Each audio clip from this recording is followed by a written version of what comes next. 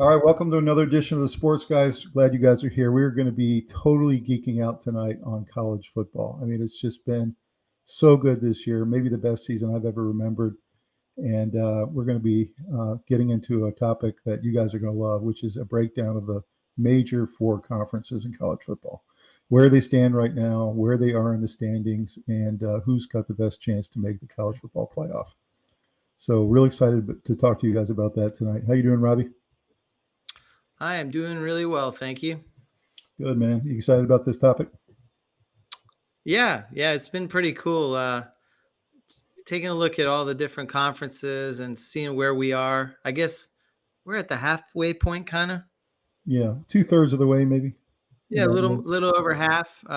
Lots of football to go. It's pretty exciting to think about where we are. A lot of these teams are on the precipice of either tanking their season because they have a string of hard games coming up, or making that leap to special year status. If you pull off some of those wins and put yourself in a position to be in a nice seed or deep, nice seed in the playoff, or definitely going to the playoff for the first time, that kind of stuff. So there's a lot of excitement ahead, and it's pretty cool looking back as well. Absolutely. Well, tonight we have a special guest for you guys, Mr. College Football, Mr. Big 12, one of my good friends, and he's a friend of the show, Mr. Luke Nelson. How you doing, Luke? Life could not be any better, Tom. So I appreciate you guys having me on here. Things are great. Yeah. Thanks for joining us, Luke. Yeah. We've been so geeked up for you to come on the show, man, and I'm so pleased you're here. So you're going to help us through this discussion because we got a lot to talk about. Yeah. Well, good. Glad. Appreciate you guys having me on. Glad I could be here and talk a little Big 12 football. And I like the Cyclones shirt. That's awesome. Yeah. So Cyclones versus the world. It's always us versus everybody. That's how we feel. So had to rep them tonight for everyone. And you always get the disrespect versus Iowa in the state, right? Like Iowa always gets all the cred. And yeah, I don't know how many times I've been told, "Oh yeah, I love your school, the Hawkeyes," right? I'm like, no, not at all. Like they're the loser team out east that we don't talk about. So, and of course we beat them this year, in their place. So we win it. We get the bragging rights for another 365 days at least. Is there like a little trophy? Like I know when we play Virginia Tech, I'm a Virginia guy. There's something called the Commonwealth Trophy. We actually have a trophy we give back and forth. Problem is, we've only won one time out of the last 15. We never get it back. Doesn't even qualify for rivalry. Yeah, right. There's a Cyhawk trophy, so every time whoever wins it, the opposing team, sprints over to grab it, and then they all walk off with it. So it's pretty cool. Yeah. And you guys are called the Cyclones because Iowa gets a lot of Cyclones, right? I mean that. Yeah. Lately it seems like the wind blows 24/7 in Iowa. So I don't remember it being like that when I was a kid, but oh my gosh, the wind is just nonstop. So yeah, it feels like we do have cyclones constantly. So you don't miss it anymore, right? I mean, now you're in Kansas City. You're not missing that wind anymore.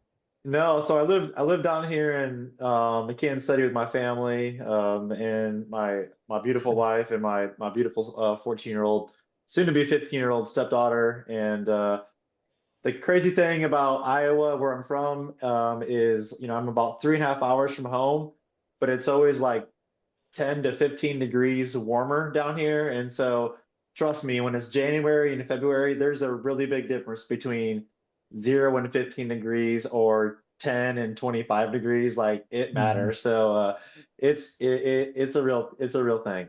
Although I will say one thing, Rob will challenge you on that because his Dolphins had to come into Kansas City last year in the playoffs, and it was about minus 20 in Kansas City. 22 below zero.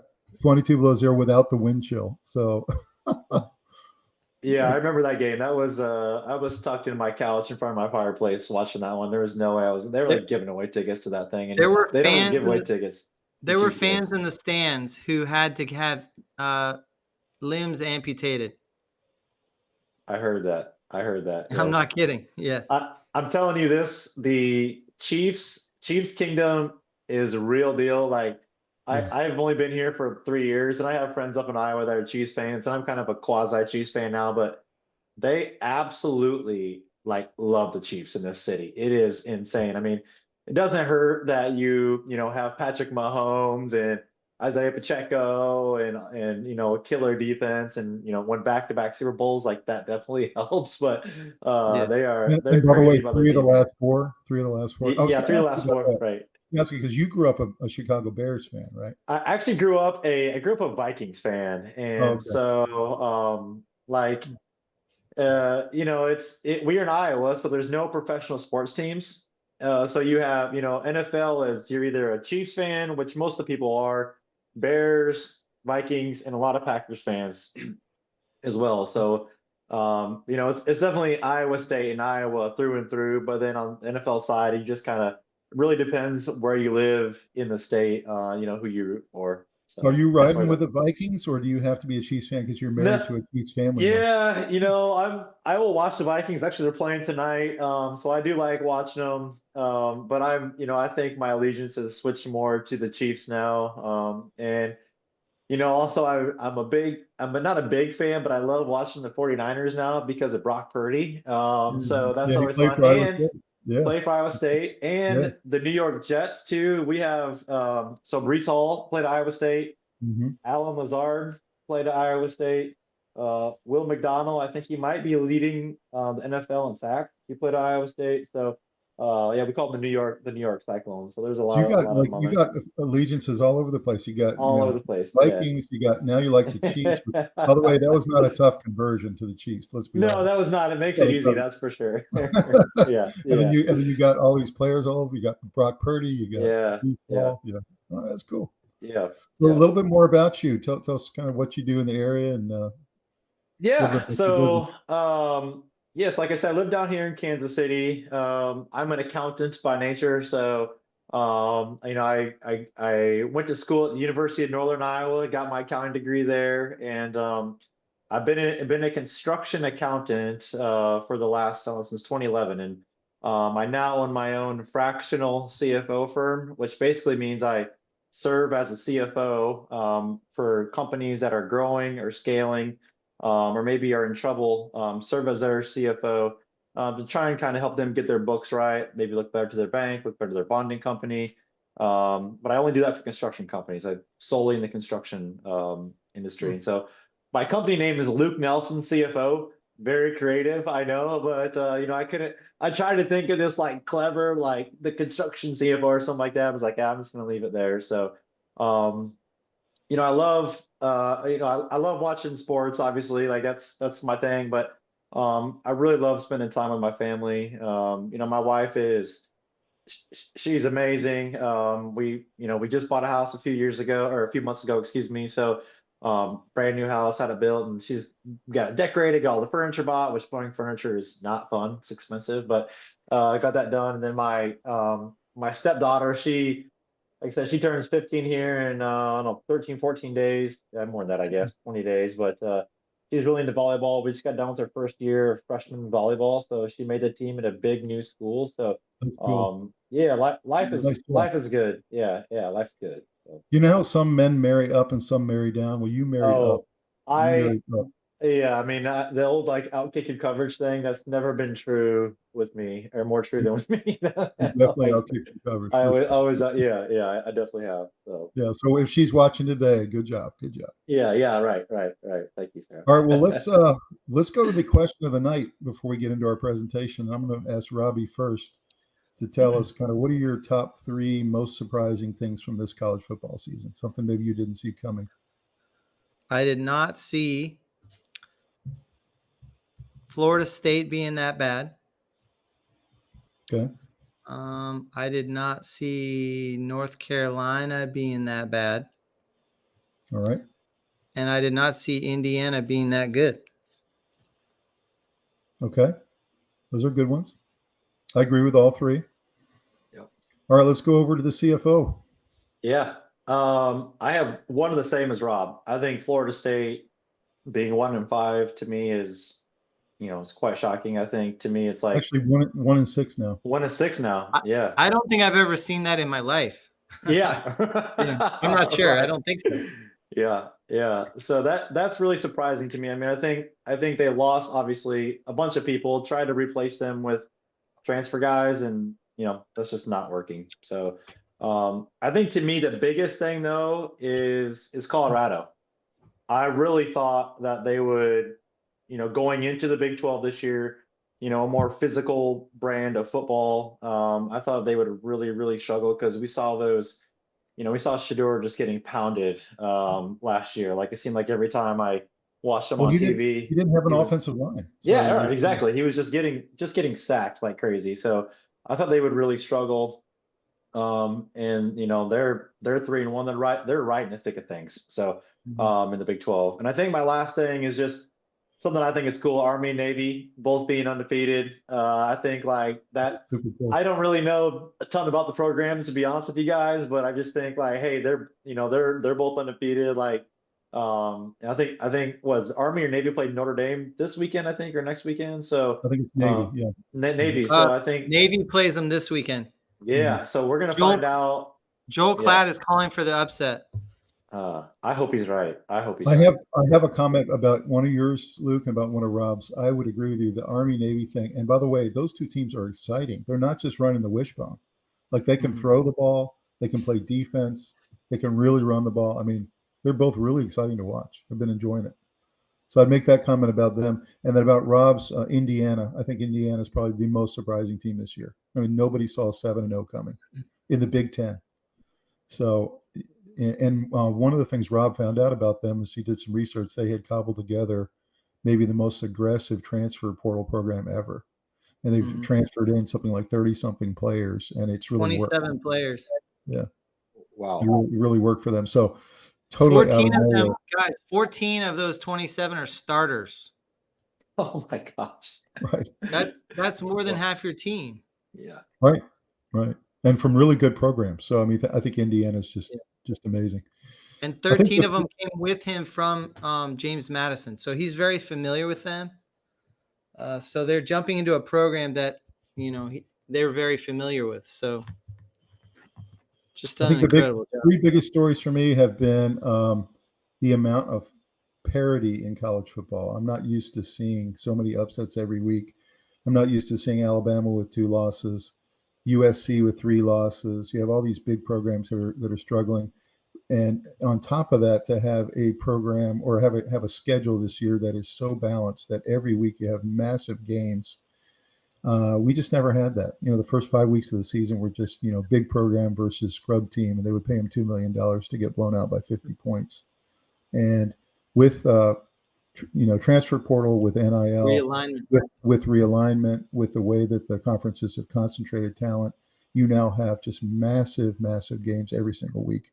And you have teams like Alabama at 2 losses who still have a shot at the college football playoff. And that's been just shocking to me. The season is so good this year. It's by far the best I've ever seen. So that's probably my first one.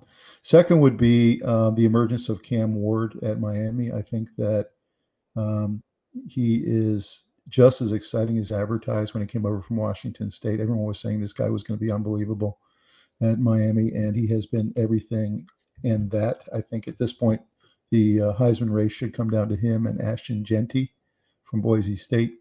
I think those two are the best players in college football this year. And Jeanty is my number 3 story that's been so surprising for a guy to come out of Boise State and just be an absolute highlight reel on ESPN every week. Every time he touches the ball, he can go. And so those are my 3. What do you guys think about those? Do you think Miami is for real? Every time I watch them, I feel like they're kind of just skating by with dubs. They have the number 1 offense in college football. Yeah. They cannot stop anybody. I mean, they gave up 540 yards of offense to Louisville, who's a good team, but 540 yards of offense and 45 points. They're not going to, if they go up against a massive team, they're not going to win. That's my personal opinion. That's why they're limited is their defense. I agree. Their defense limits how far they can go. And so one of the reasons Cam Ward might not win it is because I think he'll get a couple L's towards the end of the season because the defense is so bad. Yeah, I agree. No love for Travis Hunter on your on your Heisman? I think Travis Hunter and Jeanty are the 2 best players in football, and I think they're 2 of some of the best I've ever seen at this level in my life. So I mean, it's kind of wild that they're playing at the same time. I think Travis Hunter and Shador will both be on the stage in New York at the Heisman presentation, along with the two I mentioned, and then you'll probably have at least one other quarterback there. I'm not sure which one it's going to be, but yeah. I mean, you look at that guy. I mean, and just think about the shape that he's in. I mean, heck, I get tired running 3 minutes on the treadmill, and he's playing both directions. Like, and he's not just like running routes or just, he's getting picks, he's breaking up passes, he's catching touchdowns. I think, to me, the Heisman is the best, most exciting college football player to watch.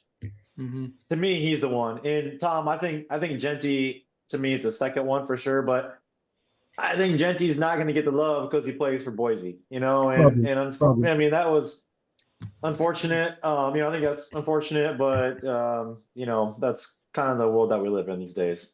Yeah, I agree with that.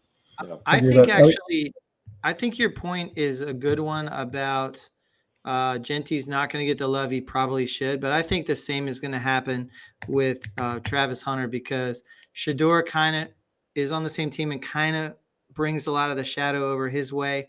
And second, I think both teams are going to experience some losses from here, and they're going to get knocked out of the national race. And so they're going to both be these special talents that are so rare. When's the last time we had one of these superlative guys? I don't know, Reggie Bush. I mean, I don't, how far do you have to go back to get a player? And we have two at the same time, and I think it's absolutely amazing to watch these guys. But I think both teams are kind of riding high, but are going to get knocked off their pedestal pretty soon. And it's going to take a little shine off both these guys' seasons. That's my worry about the Colorado players, is I think they'll be there at the end on the stage, but I don't think either one will get it because Colorado will be sitting with 4 or 5 losses. And I think if you look at the history of Heisman, typically you need to have 1 loss or less to win it. Right. And also, I think they might get blown out in the playoff if they make the playoff. So, and that's why if you watch the Heisman odds in Vegas, Genty is rising really fast, and so is Dylan Gabriel with Oregon. Because if they come in 13-0, he's going to get a look. Yeah, 100%, 100%. I thought Gabriel was like he was one of the guys I thought preseason, just with his history being on the Ducks, I thought he was going to, a real contender for Heisman. And look, they appear right now to be on a whole nother level, and I'm sure we'll get to them later. But they're riding high. They're flying high. How about that? They're flying. It's likely that if you look at the records of the teams, it's likely that Gabriel and Genty are going to be the 2 finalists. Just because what's kind of interesting? I heard this on a podcast today. We do this thing, and we're all guilty of it, I think, of when a team doesn't look very good in weeks 1 and 2, 1 or 2 or both, we tend to put them in a category of they're going to have a disappointing season. And what the podcast I saw was they talked about you have to leave room for the coaches to get their guys to improve and they become a better team as the season goes on. First of all. Second of all, there's no preseason in college, so you go right to hitting it. And if you look at Oregon, they had a lot of linemen banged up the first couple of weeks. They didn't look that great. And so everyone's thinking they're going to have a disappointing season. Well, they've turned that around really quickly. And a lot of that is getting healthy and coaching. And I think Notre Dame is an example too. They had that terrible loss early and now they're just winning. And so you have to allow room for the coaches, the good coaches, to bring their teams up from a slow start. And so a lot of times mentally we keep the Notre Dame back in that they're going to have a bad season, but really look at what they've done. And, Alabama beating Georgia pretty early on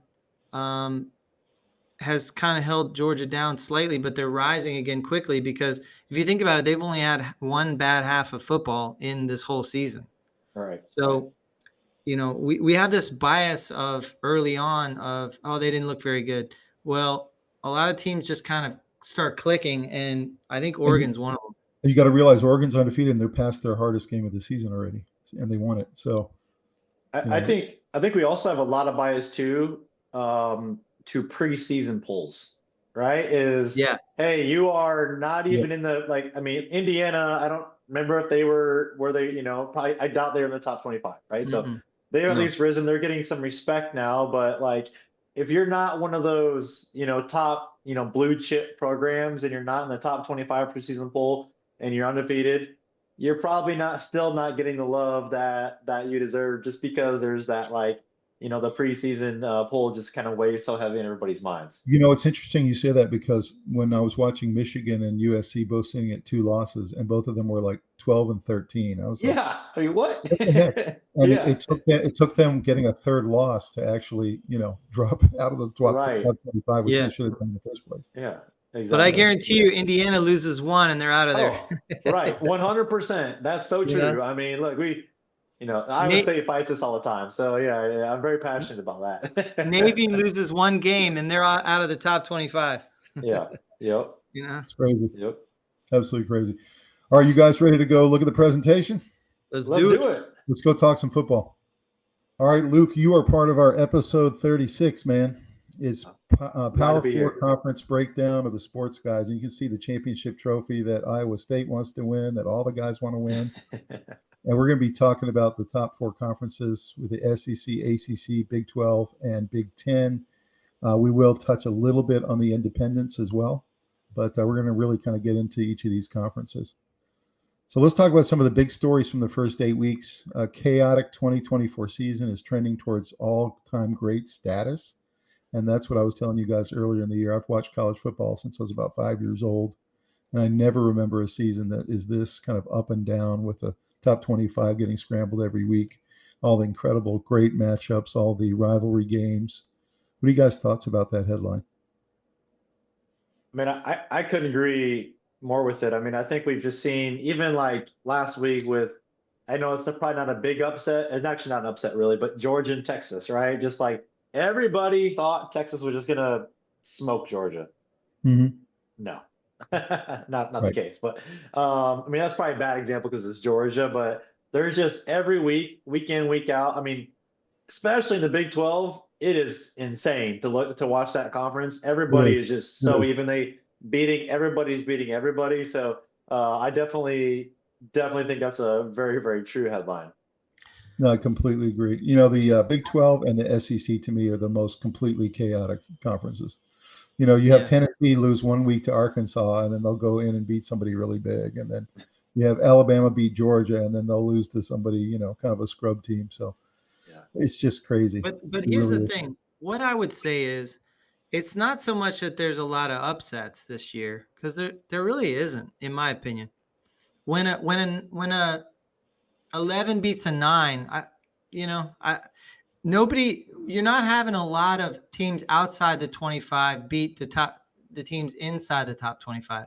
But what you're having is crazy good matchups because the realignment has put so many good teams in the same divisions that they're all playing each other. Usually you would see all these slaughters by more than 30 all the way until you get to late in the season when Ohio State plays Michigan. And then that's a huge deal. But we've had Ohio State Michigans all season so far. Mm-hmm. Georgia Texas, Georgia Alabama. All these good matchups are happening, top 25 every single weekend. That's not normal. And that is the new normal, which is awesome. So, it's not so much that you have upsets, it's that you have incredible matchups. The other thing, Robbie, I would mention is that some of them look like upsets or look like huge wins early in the season. Like when Texas went into Michigan and beat them, everyone was like, oh my God, Texas is the best team in the country. Then when Texas plays Oklahoma in the Red River rivalry and blows them out by 40 points, you're like, Texas is by far the best team. And then they go into Georgia and they can't handle their defensive line, Yeah. So it makes you realize Oklahoma and Michigan are not very good. Yeah, exactly.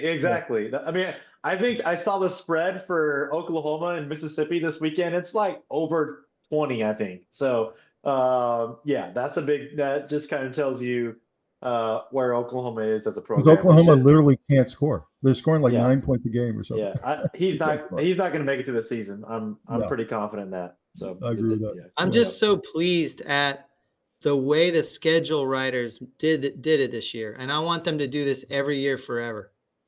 No, I completely agree. This is the best schedule ever. Every weekend there's 7 versus 9 and 1 versus 5, and it's unbelievable. Yeah, it's really good.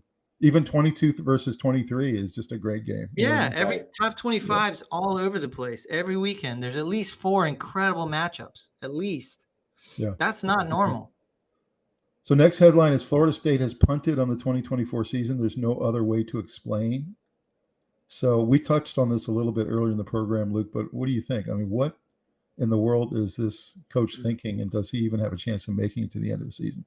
Yeah, I don't know. I don't think he's a dead man walking on it. I'm probably one of the few that think that. I don't know the exact numbers, but I do know they were one of the heavier teams in the transfer portal this year. Right? Look, they lost their quarterback. They tried to bring in DJU. I mean, that guy's terrible, right? He was not good at Clemson. He was not good at Oregon State. He's not good at Florida State. I mean, and so I think I don't know.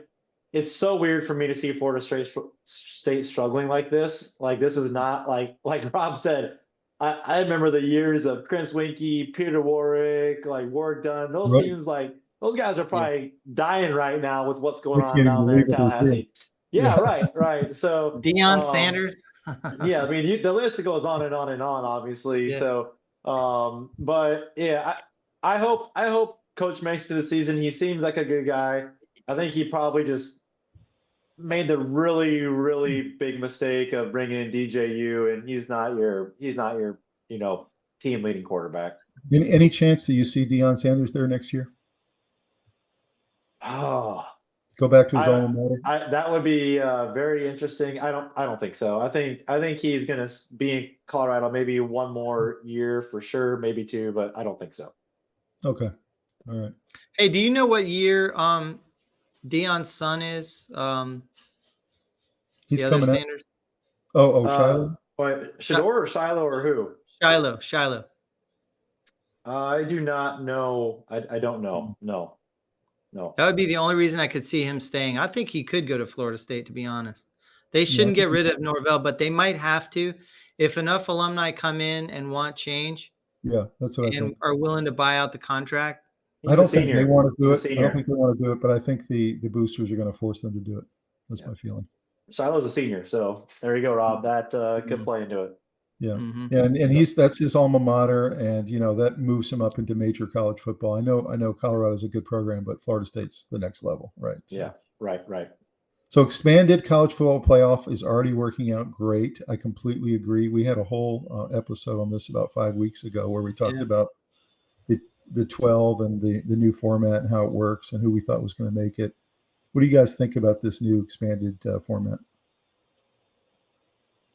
with the 12 teams? I'm very pro Big 12. So I'm very curious to see, and I'll talk about this later when we go into the breakdown. I'm very curious to see how many teams we get, and quite frankly, how many teams the ACC get into this deal. I do think it's awesome that, this is what everybody's always wanted, right? Is more people to the party. But I really just don't want it to be a SEC and Big Ten tournament at the end of the day either. I don't think that's the purpose of it. But I actually do love it. I think it is working out great. This headline to me is spot on. I completely agree. What I love about it is that it keeps teams' dreams alive, even if they have a bad week or a bad half of football. One loss, if you were in the 15 range in the past, you were gone. Right. You were done because you could never climb back up high enough. And college football is slowly moving itself towards the NFL model, right? I mean, that's where they're moving. And so in the NFL, you've got 16 teams that make it, and now in college you got 12. So, and it gives so many more cities a chance and a hope, like you talked about, Rob. So you're just hoping to get in. You just want a shot, Like Boise State would never have even dreamed about making the playoff when it was just 4. But when it's 12, they can dream about being the number 12 seed, right? When it was 4, it was Alabama, Georgia, Ohio State, and then the 4th one was up for grabs. Right. That's it. So you had to have an amazing season. Yeah. To even have one chance at this one spot. That wasn't good for football. To have the opportunity to get blown out by Georgia. Right. Yeah.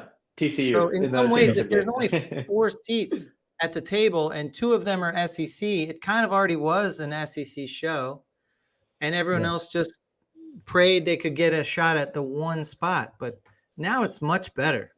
Yeah, At the I same love time, it. Luke, I agree with you. We don't want it to be a SEC Big Ten party, but don't we also want it to be the 12 best teams in college football? 100%. I agree with Yeah. that. I agree with that 100%. So it's just, it's definitely a TV money game too. If there's always that angle of it. So, but I agree with you. I mean, is the third best team in the ACC better than the sixth best team or fifth best team in the, or sorry, the third best team in the ACC just as good as the sixth best team in the SEC. That's always that's always the game we have to play. And quite frankly, we don't know until they play the games. And so football is also about matchups, right? And so I do think I think every conference deserves to, get get the right amount of teams in. But then you also have like Notre Dame, right? Where and I know we'll talk about this too, but where do they fall into this whole thing? Because they are a top 3, top 5 national brand, right? Yeah. They carry a big paycheck with them. Trust me. So, yeah. No doubt. Well, realignment, the next one is realignment has given us some monster showdowns and tougher schedules. We touched on this a little bit. I saw an article the other day. It said that typically Ohio State, the week that they played Oregon, went on the road and lost to them by 1 point. Typically that week every season was Miami of Ohio, who they usually beat by about 50 points. So that's the whole point. So what you're seeing with realignment with SEC getting, Texas, Oklahoma, all these big teams, and with the Big Ten adding Oregon and UCLA and USC and all these teams, is you now have tougher schedules, better monster showdowns every week, and you have some of these early losses that these big programs were not used to, right? Yeah, exactly. Yeah. They're used to playing Miami, Ohio, now they're playing Oregon. You know what I mean? Right. Yeah, exactly. Yeah. Right. So I think that there's no question. Realignment is great. I think the expanded playoff is great. All this stuff is essentially aligning to an incredible season. Yeah. It just keeps so many teams alive till late in the season, and that's really good for football. It is. And good for the players. Good for the players. Yeah, right? well, yeah. Us and the players. It's of course. Yeah. It's all around good. I agree. So this next one, I think you agree with. Iowa State returning to the national rankings. That's a huge deal. You had all those years, Luke, where you and I've been friends, that I've been following Iowa State, hoping they'd get in. They might creep into like number 25 and then fall back. And now they're like top 10. So what are you feeling about that? What are you hearing from the Iowa State Nation? Look, we're riding super high right now. I'm not gonna lie about it. And we're pumped to be number 10. We were ranked actually better last week, but we won a tight one against UCF at home and dropped us to 10. But we'll still take the top 10, and it's probably our best season. Since we beat Oregon in the bowl game a few years ago, but of course that was a COVID year, so nobody could go. That's like the most Iowa State thing of all time, right? Is like you have one of your best seasons and no one can go watch them pound Oregon in the bowl game. So, but no, we're excited, and we'll get down to the breakdown later. But we got some really good players. The schedule just sets up super favorable for us. We got a bye week this week, and we got a lot of guys banged up. So it's we couldn't be happy about the season, that's for sure. And speaking of that, you said that one of the reasons that your quarterback was running so much this past week because your running back was hurt. So that was an interesting. Yeah. So we're fairly deep. We have 3 dynamic running backs, but our main one, Carson Hansen, who's been really just been the guy the last 3 weeks, went out. They said he wasn't even really dinged up. He maybe could have came back, but for some reason he didn't. And so, Rocco Becht, our quarterback, just, ran all over UCF, for lack of a better term. But he had to, because our defense was not doing very well. And he also threw 2 pick sixes. So there's a little bit of give and take there. So, or I guess 1 pick six and one that should have been a pick six, but the guy let go of the ball at the 1 yard line and it went into the end zone and nobody jumped on it, which was we'll call it 1.5 pick sixes. There we go. Perfect. Yeah. That's great. Yep. So next one's pencil Indiana into the college football playoff. What do you think of that headline?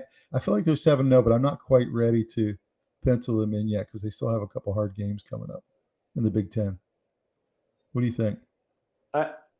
Go, Rob. You can start this one, but I definitely have some thoughts on this. I love their coach.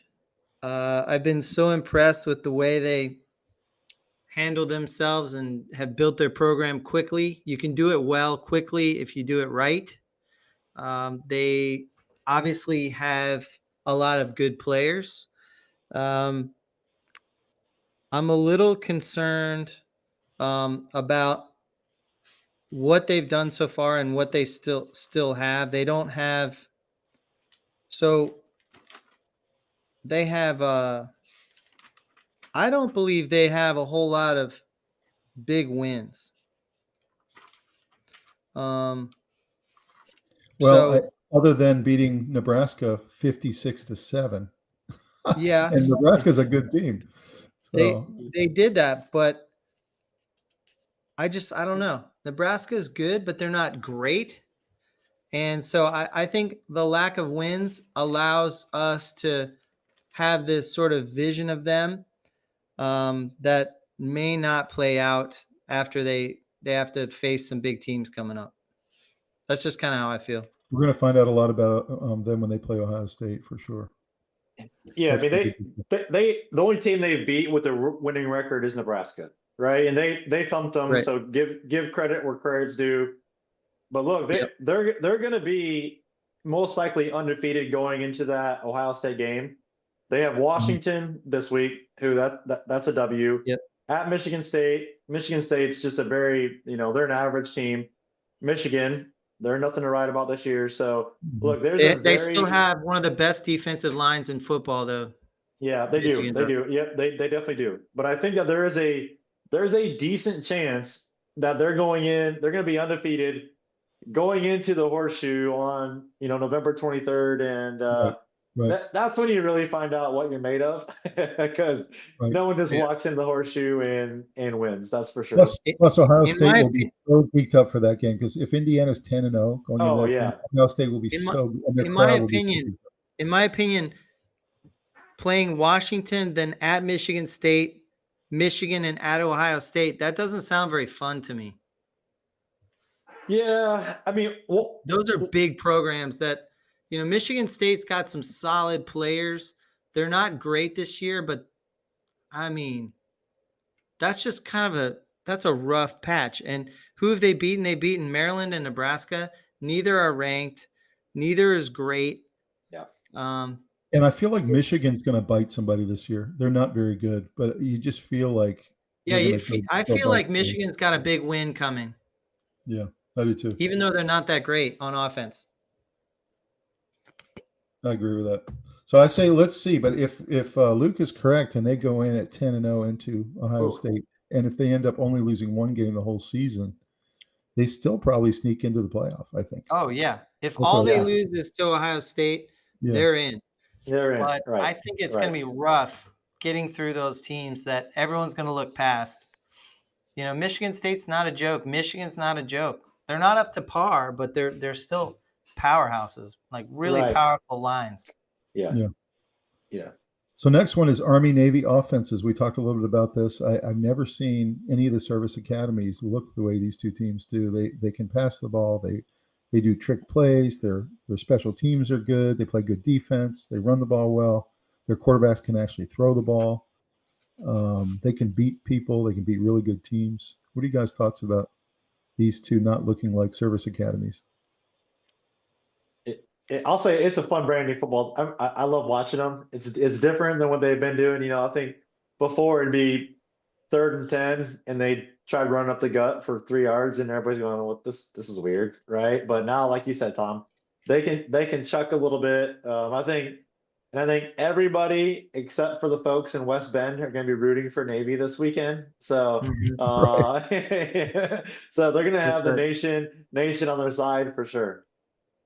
I won't be that shocked if they do pull it off by like 3 points.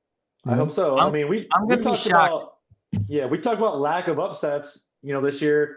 I think Notre Dame's the biggest upset of the season so far to me. Them losing that game. At home. Yeah, that's the one. The big one right there. Yeah. So and that was your school, right? Northern Illinois? No, Northern Iowa. Northern So Iowa. Okay. yeah. Okay. But That was Northern the Illinois. biggest upset of the year. Yeah, for That's sure. crazy. That's crazy. I really like watching both of these teams too. It's really fun to watch. And actually, this sets up a really great Army-Navy game in December, doesn't it? Oh my God. Yeah, Yeah, yeah. Really good usually team. the over/under for that game is like 24. I know.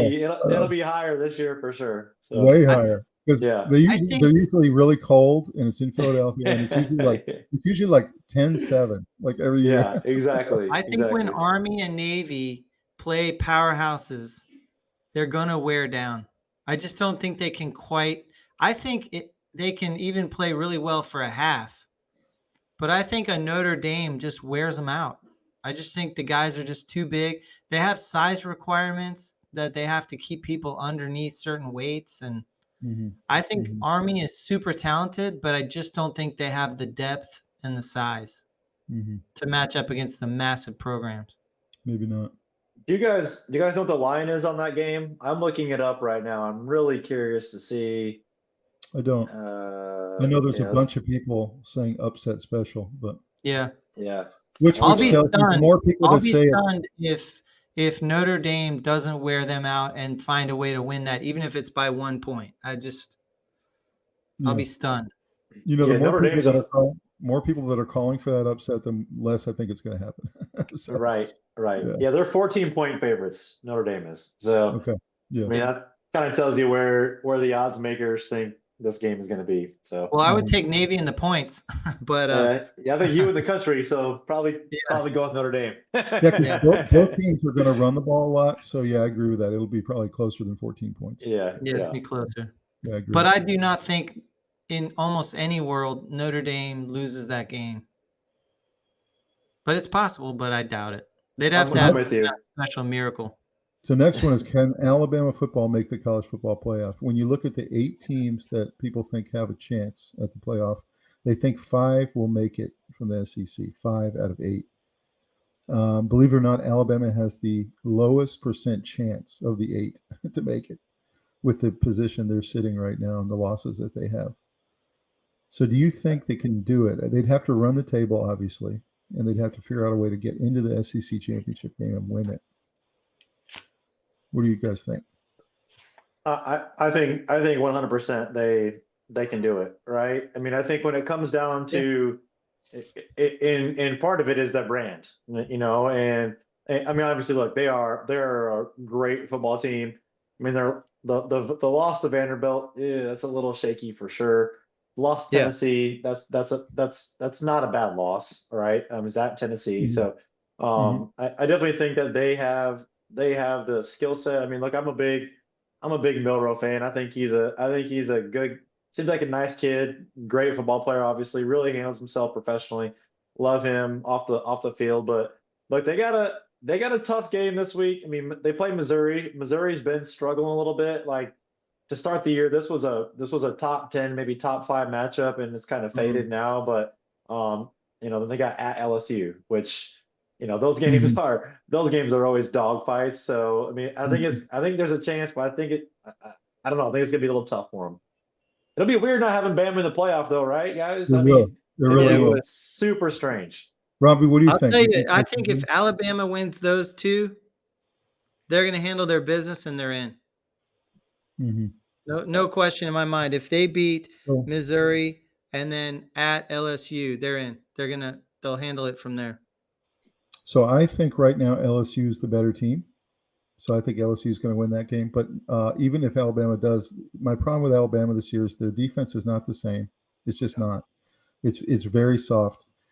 And Milroe is, you just don't know what you're getting every week. I mean, some week he looks like, Michael Vick. And other weeks he just looks like deer in the headlights, throwing the ball into the dirt, throwing it out of bounds, throwing really bad picks. Trying to do everything himself, holding the ball too long, getting hit from behind, ball squirts out. I don't know. I'm not used to seeing an Alabama program look like this. They're just kind of, grasping at straws, I guess you could say, against these guys. Their defense is ranked 22nd. Yeah. It's like it's not good enough for Alabama. Do you think Kalen DeBoer was the right hire there? I do. I just think that he's going to need probably 3 years to set his team, set his players. There's some guys that left in the portal because Saban left. I think Milroe needs another year. He's only his second year. Yeah. And he's just not there yet. And he's just, you look at like Cam Ward and the way he's playing. Milroe can't even sniff his jock right now. You know what I mean? So I think Milroe can Alabama do it? The answer is yes. If I was walking up to the window in Vegas right now, I would be betting against it that they're not going to make it. Right. I think Milroe will benefit from what's his name? Kalen DeBoer. Mm-hmm. Because I think he really likes to throw the ball. I Mm-hmm. think he's an unusual hire because it's a pivot for Alabama away from defense a little bit and more towards airing the ball out. Even though a lot of Alabama quarterbacks are in the NFL, none of them are thought of as great throwers. Right. Yeah. And so I think DeBoer really could turn them into more of a throwing team. Their alumni are going to have to get used to a different style of football. Yeah. So, Yeah, they don't have their big battering ram running back like they usually do, like the Derrick but I Henry. think they're going to need to really get a different defensive situation, different. Get in the portal, just get some stronger players.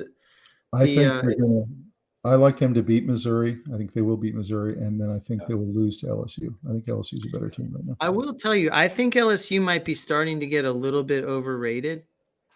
Their record's shining and perfect, 6-1, 3-0 in conference. But they haven't really beat anybody. Ole Miss, that's their best win. Yeah, that's not great. Unranked, and they lost to USC. I think LSU might be kind of getting out over their skis a little. So I think what's that? I think Alabama's better than LSU. We'll find out. That's why they play the games, right, Tom? Yeah. You know what? Right. That's going to be let's just say the ratings for that game is going to be really high. Right. Yeah, good point. So next one's SMU has the makings of an ACC champion. They're kind of one of those teams that's really kind of flying under the radar. What are you guys' thoughts about them? I'm going to be the first one. I haven't watched SMU a whole lot this year, honestly. So I can't weigh in a whole lot here. I know that they're fairly dynamic, but I've just seen them on Sports Center. So Rob, I'm gonna have to lean heavily on you on this one. We can talk more when we get to ACC, but I think they're just a decent ACC team that hasn't really beaten anybody yet. That you do not think is in the class of Clemson and Miami, is what you're saying. Their best win is Louisville. Yeah. So they're a team that's facing a little better challenges coming up. So we'll see. I think we're going to see a lot of movement over the next 2 weeks. For me, the next 2 weeks are sort of this golden time where we're going to get a really good look at where things are headed, because there's so many good matchups that happen in the next 2 weeks that and across all the conferences. Right. So and the question to you and Luke it's weird. Almost the best teams this year play all their games early and in the middle, and they all end with all these patsies. So really, I think by the next 2 weeks, we will know basically who's in. Right. That's my prediction. Right. Yeah, I agree with that. But a lot of teams haven't played those two teams yet that are going to determine how their season was looking back. That's right. Exactly. Exactly. All right, next one is 2-loss teams still have to look like playoff teams. So what that means is, you can maybe get in with 2 losses, but you can only get in with 2 losses if you pass the eye test. You still need to look like a playoff team. What do you guys think? I agree there, because that style points this day and age really, really count. I mean, they just do. So and especially if you're especially if you don't have the cachet of a Alabama or a Georgia or something like that. If you're kind of one of those like on the line, like let's just say, heck, I don't know, Clemson has 2 losses. Or I guess Clemson's a pretty blue blood program, but maybe Miami has 2 losses, right? Like, and their conference isn't as strong or thought as the Big Ten or and the SEC.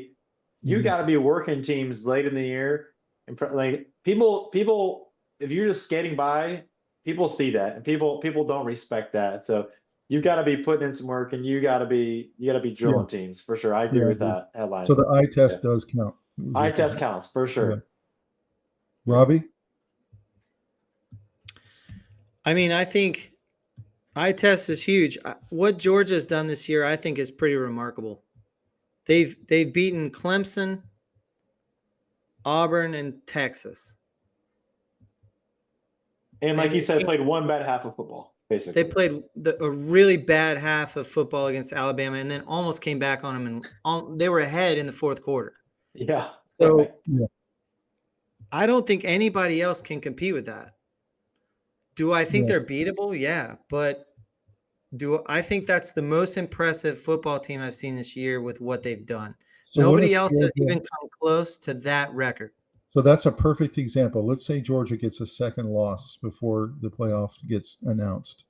They're still going to get in, right? I mean, 100%. I think they will. Without a doubt. Yeah. Yes. Like if they're sitting 10-2, they're getting in. Yep. What they did to Texas? Yeah. I mean, that's the eye test. How about Clemson? I kind of mentioned them. I mean, they've had the one loss. It was real early, right? I mean, they're smoking people. Yes. That's a perfect example of what I was talking about. Yeah, right. The bias against the team when they have a bad week 1. Yeah. And then they come back up because coaching and people are clicking. And sometimes our mind doesn't allow them to become better. Yeah, but that was LSU too. They lost to USC in the first week. LSU If they played them now, they beat them by 3 touchdowns. Notre Dame. Yeah. Right. Notre Dame. Do you want to play Notre Dame right now? Pretty Really. tough. No. Pretty tough. A lot tougher than when they lost that terrible upset. Yeah, right. All right, next one is Ducks Fly Together. Did you guys see Oregon being this good? Yes. I did too. Yeah, I really did. Yeah, Dylan Gabriel's he's legit. I mean, I thought they might struggle a little bit going into the new conference, but no, they're just.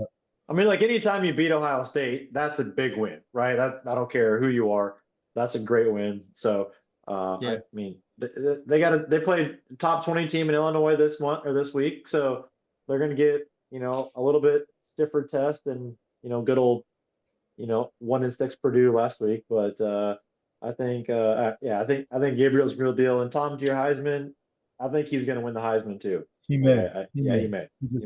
So when I looked at their season, preseason, and tried to decide what they were going to be, I had them at 10-2. I had them losing to Ohio State and at least one other Big Ten team, just because they were new to the conference. Yeah. So that Ohio State win obviously was a big surprise to me, and tells me that they got a real shot of going undefeated. Yeah. And they beat Boise State. And they beat Boise State. Yeah. Yeah, it was a close game. It was real close. Yeah, they still won. Yeah. They won. Yeah. They got a tough run though. They got Illinois. So versus Illinois, at Michigan, versus Maryland, at Wisconsin, and versus Washington. Yeah. So that's a tough run. I mean, it's not you can do it, but if you have injuries. Let's not forget that Washington game is, they've been in the same conference for forever, right? So those are two programs that are very, very familiar with each other. And it seems like the last 10 years, like they're always beating each other, So back and forth. Very, very back and forth series. So that'd be if Oregon truly is undefeated going into that last week versus Washington, you guarantee they're going to get Washington's best effort 100% of the time. 100%. Washington will want to spoil. For sure. Also, Michigan. Right. I think Michigan's worked its way into being a spoiler. Mm-hmm. I don't think they're in any way in contention. They're missing a lot on offense. But do you really want to go into Michigan to play them? Yeah. And like I said, they've got stars unless you're Texas on the offensive and defensive lines. But you remember what we talked about, Rob? It feels like Michigan's ready to get a big win. It just feels like I think they have some kind of big upset coming. So I would say you said Georgia has been the most impressive this year because of all the reasons you gave, and I agree with that. I'd say the Ducks have been the second most impressive. They've really Mhm. surprised me how good they are. So I mean, maybe not you guys, but for me, yes. I'm with you. I mean, I think the Ohio State win's a massive one. I mean, it's just you beat the number 2 team in the country. That's Yeah. a big win. So next one, speaking of Michigan, does not deserve a pass for its unsightly QB play. And my question No. to you guys is, how in the world did a program like Michigan that won the national championship last year get themselves in the position where they didn't have a quarterback? They literally don't have a quarterback. It's It's embarrassing. honestly inexcusable for a program that nature, that size, that pedigree. I mean, like you lost JJ McCarthy. I get it. He's a national champion caliber type of college quarterback. But like you got to be you're Michigan. You're the Michigan Wolverines. You got the big house, one of the best home field advantages in the country. You have to be able to plug and play. Just have someone reload.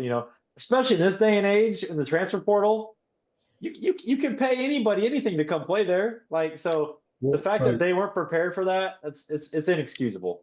I heard a scout talk about Michigan, and really what they did was they overestimated their internal system. Mm. They put too high a rating on their own players, and they thought Mhm. their next guys coming up would be good enough, and they Mhm. they they totally missed. They should have been really aggressive in the transfer portal if they had correctly assessed each position. They would have any good program would have seen the weaknesses, and Can, apparently they thought their guys were going to be great, and it's can just you really imagine? they really missed on what the state of their program is. Can you imagine what Tom Brady is feeling watching this QB play? I mean, he's a Michigan guy. He talks about when he got to Michigan, he was like fifth on the depth chart. They had five good quarterbacks, and he over the first 2 years he had to work his way up. Finally, got to third. Then he was Yeah, the backup to Drew Henson, and then eventually becomes a starter his senior year. and And now he's and the to GOAT. have Now that he's the kind of GOAT. to have that kind of pipeline of quarterback, he had five quarterbacks on the roster when he got there, and then this team doesn't have anybody. Yeah. Just Yeah. they have such a deficiency at quarterback that the fact that they run the ball pretty well is not good enough. yeah, Um, that's their right. Yeah. defensive line is one of the best in the country, but their secondary is like chewed bubble gum. I mean, they're they're they're not good. Like you would expect Michigan to have really good corners.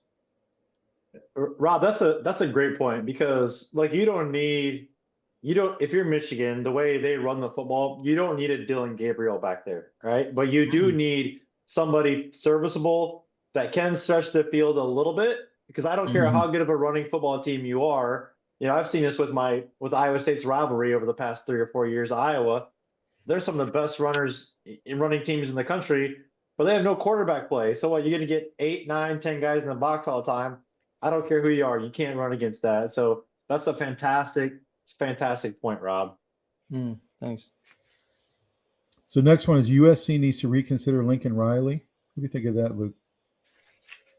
I think that's a little premature, quite frankly. So he's made some moves.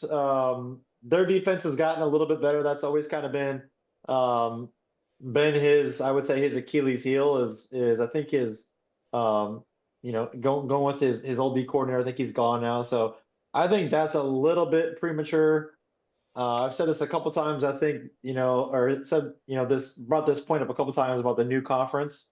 I think this is the perfect example of that, of just really struggling with a different type of football played in the Big Ten. So I have to say that's a little bit premature. I don't agree with Well, what that. about how like sometimes there's people behind the scenes that want to get rid of somebody. There's a lot of whispering campaigns like this all over the place, and it seems like some of them are coming from the USC, booster clubs. And what they're saying is that he's not recruiting California well, which was one of the prerequisites for the job. You have to be able to recruit California, which is just football rich. Yeah. So I don't know. I agree with you. It seems a little early. I mean, you're talking about 2 years in. He did just lose Caleb Williams, but I don't know. They're a little bit like some of these other teams, like Oklahoma. They're not going to put up with 6-5 every year. It's just not going to work.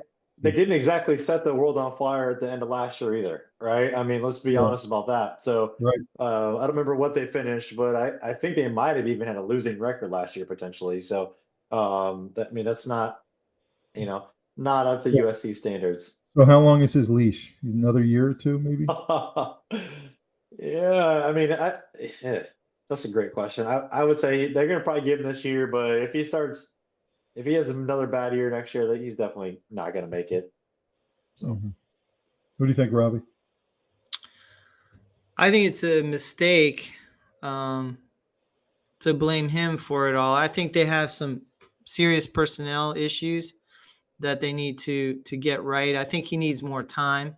I don't think building a program is not a quick fix unless you get kind of lucky like Indiana did, where you bring in half your team and they all work out. Like that just doesn't happen. Or think about Deion Sanders comes to Colorado and he brings his son with him and brings Travis Hunter with him. Yeah, that doesn't happen either. Yeah, but it took Deion a couple of years because they started out with those two players and nothing else, and their lines were terrible. And the reason I kind of agree with Luke on the fact that they've been a nice surprise this year, their line play has been better on both sides of the ball. Their overall defense has been better on both sides of the ball. So they're number 12 defense in the country. That's significant because that wasn't true last year. That wasn't true last 2 years. So, and Luke's right. USC's defense is a little bit better, but they need more time. They've got a quarterback that's supposed to be like NFL ready, and he's just been okay, right? Right. I mean, and also too, there's a real thing to these West Coast teams traveling, from USC all the way to College Station, like, that's if it's a 11 o'clock kickoff time.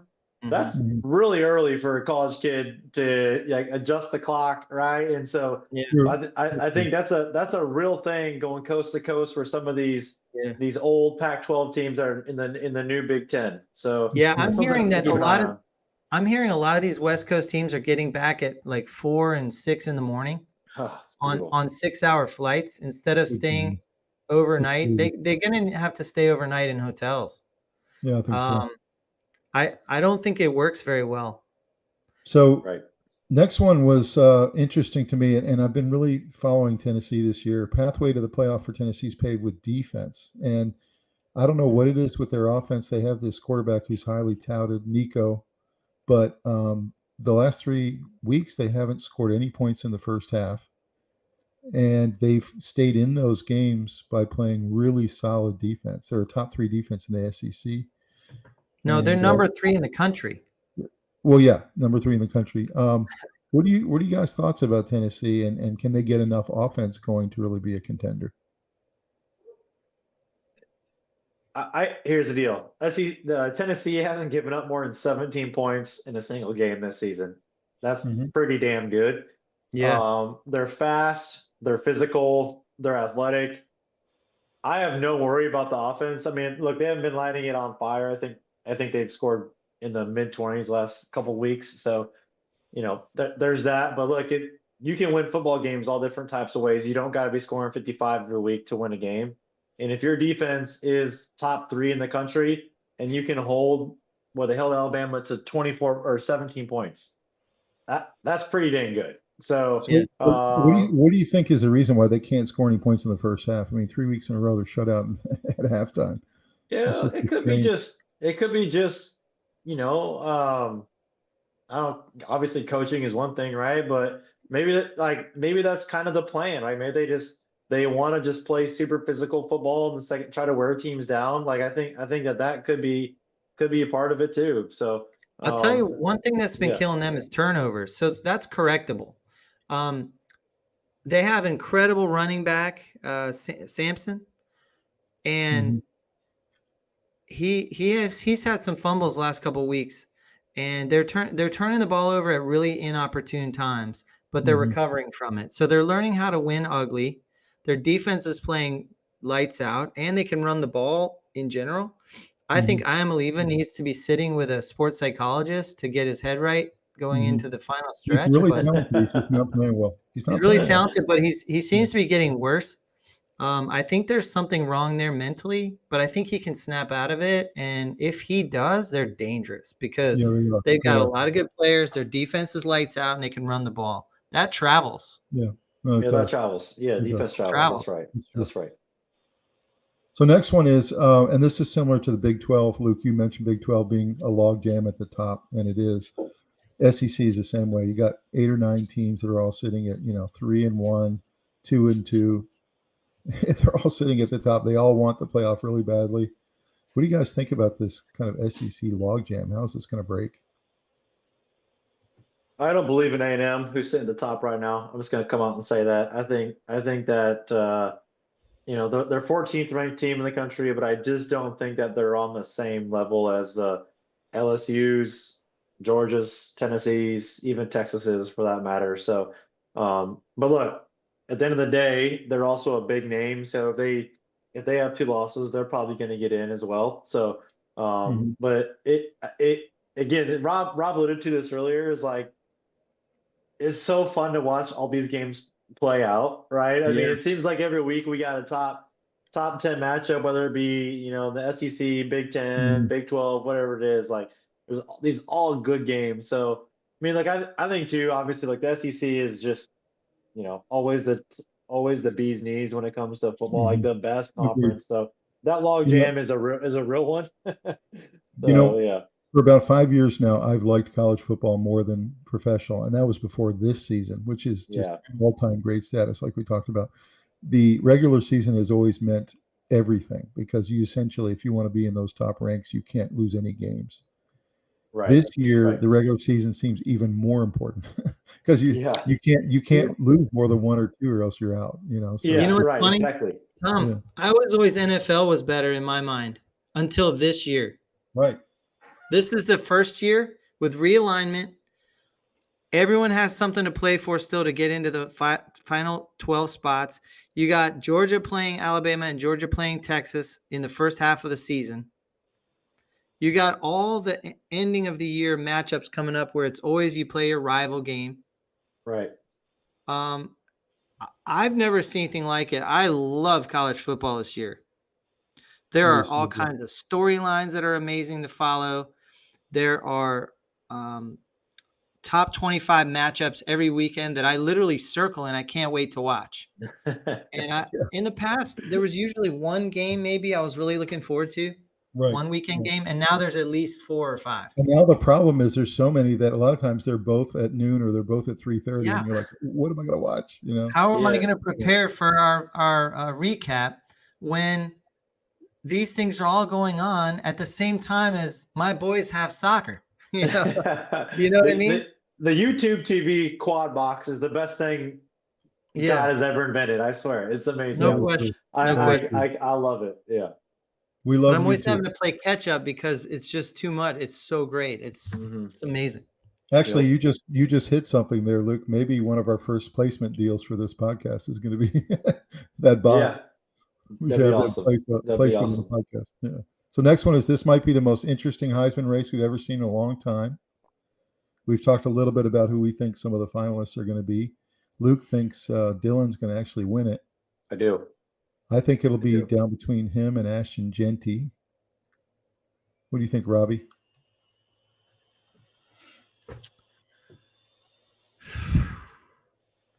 I'll be able to tell you in 2 weeks. Because I think a lot of these teams that are up there are going to lose. Like, I think, your A&Ms and your Colorados and your Boise States, if they can hang on and push through and be legit, those guys can win the Heisman, but you know what's so interesting about the Heisman race every year, and especially this year, is you have a couple players that have worked themselves out of the Heisman race. So like Carson Beck, everybody had him like in top 3 coming in. He's not only worked himself out of the Heisman race, and by the way, he's on, I think, the best team, but they're now saying he's not going to be a first-round pick. He's probably going to be like a third-round pick in the NFL. He's just worked himself out of it. He's too inconsistent. Yeah. And then Ewers will the other say, though, day looked like complete deer in the headlights. Ewers, Yeah. very, very unathletic, could not get out of any pocket that was collapsing. And if you put any pressure on him at all, he's completely ineffective. So he's not only not in the Heisman race, but he's now also going to be probably a 3rd or 4th round pick. I want to read these to you real quick. So 217, 186, 259, 127, 192, and 267. Those are Genty's rushing stats for every game this season. Unbelievable. It's unbelievable. He's averaging 9.9. He's averaging a first down a carry, 9.9 yards a carry. I mean, that is unbelievable. We showed his highlights last week for I our saw that. weekend update, and it just, I saw that. Every time he touches the ball, you just hold your breath. His lowest game. I mean, look, those numbers should be even more gaudy. His lowest game was 127 yards, and they beat Portland State 56-14. So I guarantee, I didn't watch the game, but I doubt he even played the second half, right? I mean, he only had 11 carries. He had 11.5 yards a carry. Insane. This is what I'm saying is, there are two players that are doing things that we've rarely ever seen in our whole life, not just recently. Yeah. But Genty is doing things that we haven't seen since probably Herschel Walker or something.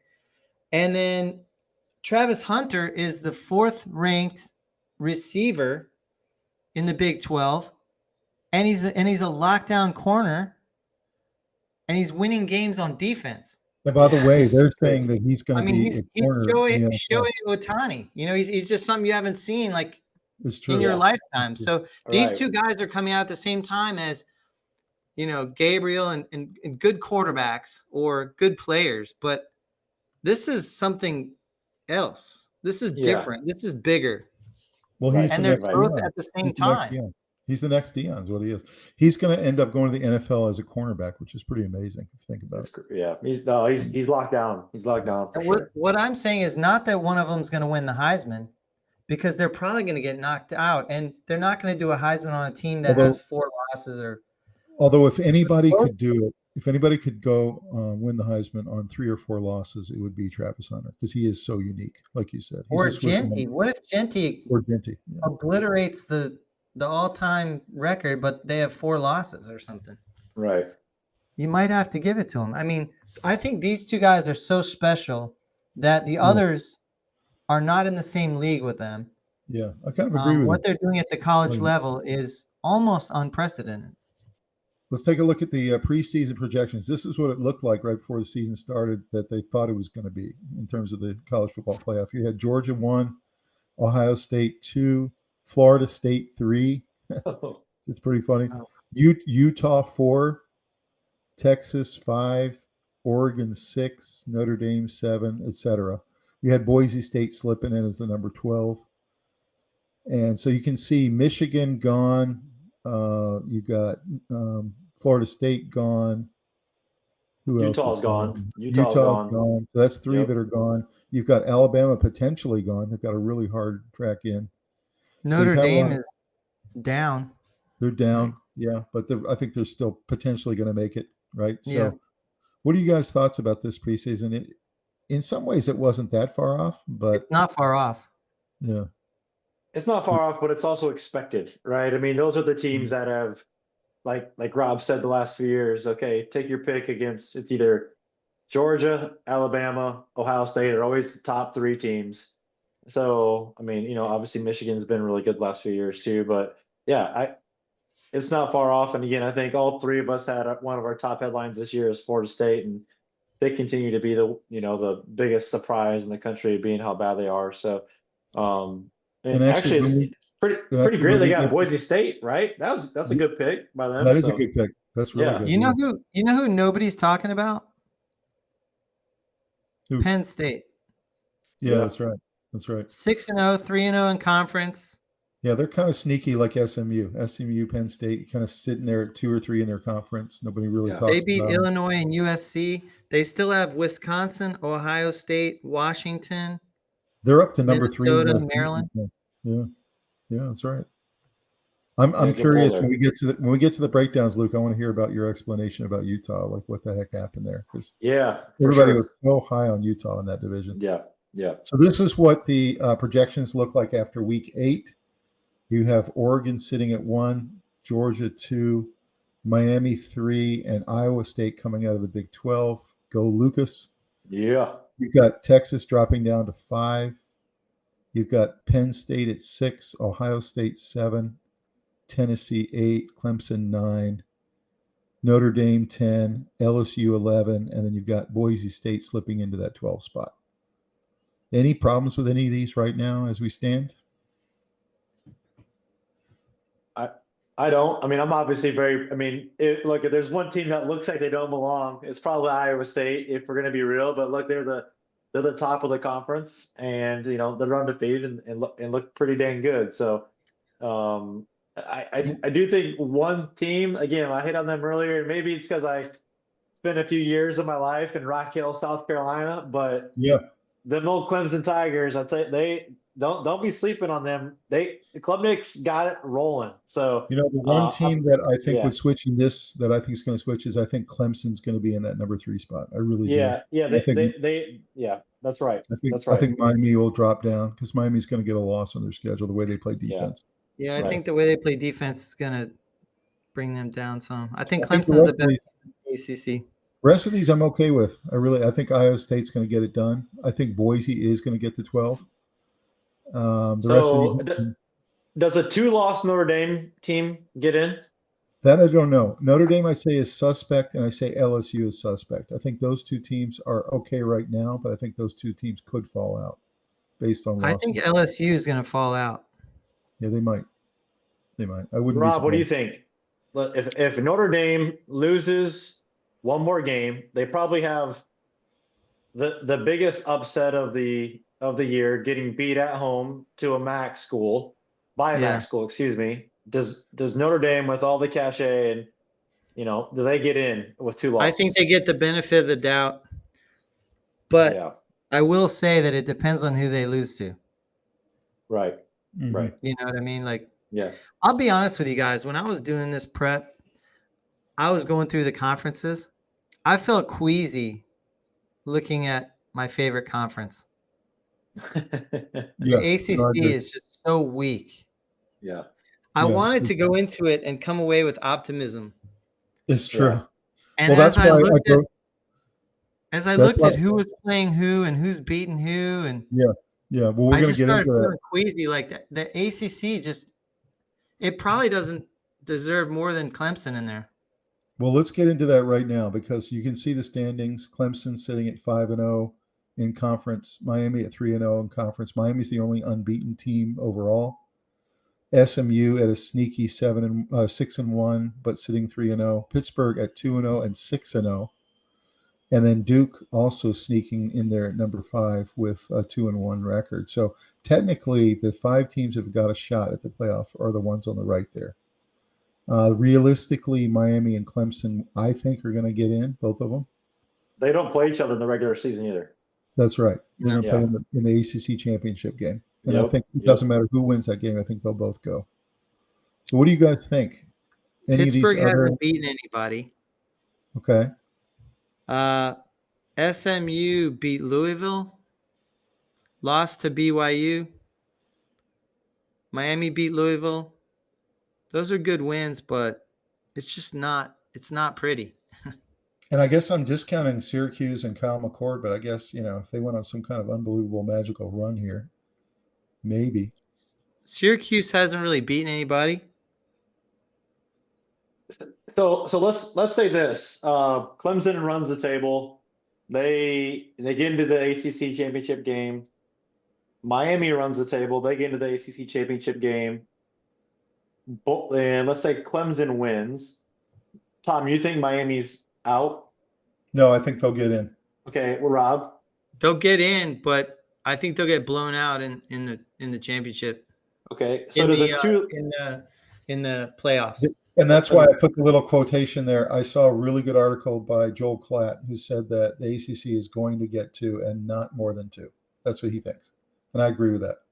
So I think Okay. two of these 5 are going to go. I think Clemson could hold their own, I do too. but I I do too. don't think Miami can. And then out of these 3 teams that I've got listed here and Syracuse, who of these 4 do you think could miraculously slip in there? Like no one saw it coming kind of thing. Any one of them could slip in there, but I don't predict that at all. I think maybe Pitt. I just have this gut feeling if any of these teams could kind of Maybe. slip in there. it would be Pitt. I've watched them a couple times because I've had some financial interest on them, and maybe I'm scorned, but I did not think that they look super fantastic when I watch other teams that belong in the playoffs in the college football playoff. Like I agree with that. yeah. I agree with that. I But mean, I think it doesn't mean they can't slip in at like the 11 seed. no, that's right. That's right. Exactly. And I then will get blown say out by Syracuse quarterback play is very good. It is good. But Kyle McCord's really McCord is solid. he's ranked second right behind Ward in so many categories. They might be dangerous. They could knock someone out in a 1-game situation. And what Duke did to Florida State last week by taking them out to the woodshed, I don't want to believe it because Florida State's so bad, but it was pretty darn impressive what Duke did to those guys. Yeah, but can you line up Duke against Georgia? No. No. Isn't it crazy? Florida State, when's the last time we would have do something like this and not even have Florida State on the screen? They're not even the top Right? 10. Not even, that's crazy. It's very hard to believe.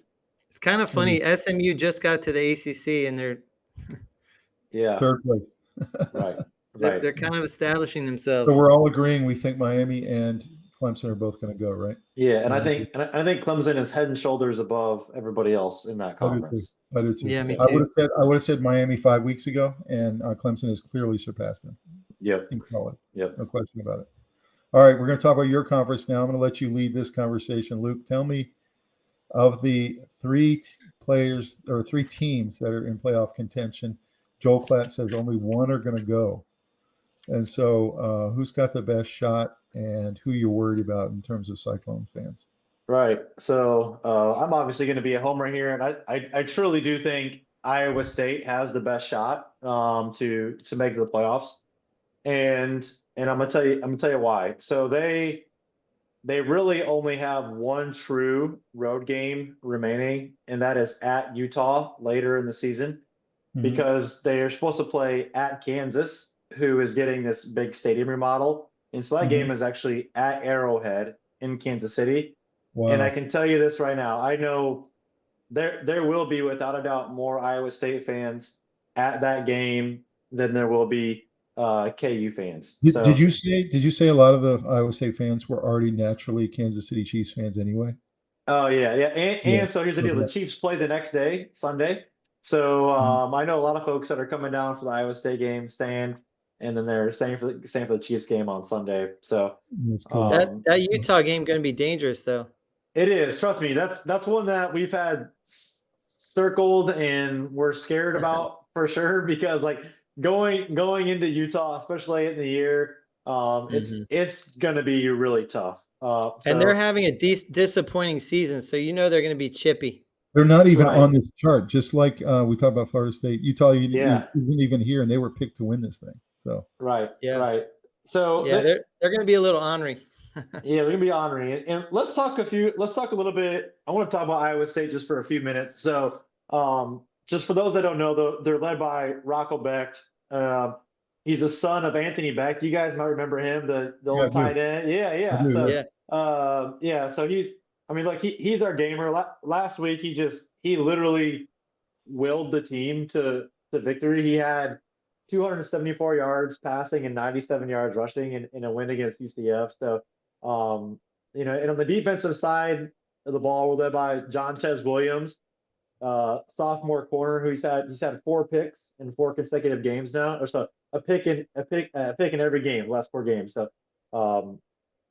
pretty incredible. So we've one thing I think that's cool is like our coach always talks about our culture, and so they said today that they brought 120 kids to fall camp and 105 have played this year.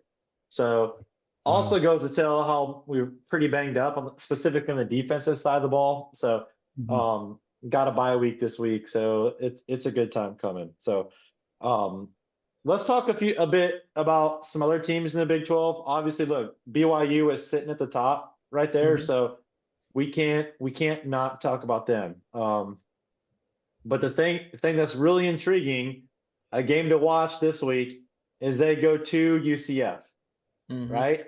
And UCF has lost 4 games in a row, but UCF is a 2.5-point favorite.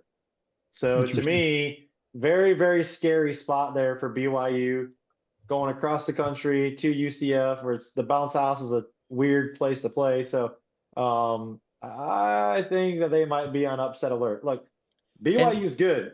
Go ahead, Rob. No, and the next week after that, they got to go to Utah. So right. But that's what I'm saying. The next 2 weeks are going to be like real magical, because they're going to determine a lot of these teams' fate. BYU's probably has the best resume out of all the Big 12 teams, in my opinion, right? Yeah, they beat K-State, right? They beat SMU. They beat SMU, yeah. Yeah. So no, but they obliterated K-State. They obliterated K-State, and that game was super weird. Like, K-State was in it, and then 5 minutes at the end of the second half, and then 5 minutes at the last 5 minutes of the first half, and the first 5 minutes of the second half, BYU just went on this crazy 28-35-0 run. It was insane, and the game was over. So, K-State to me, as an Iowa State fan, is the scariest team in this conference. They're very scary.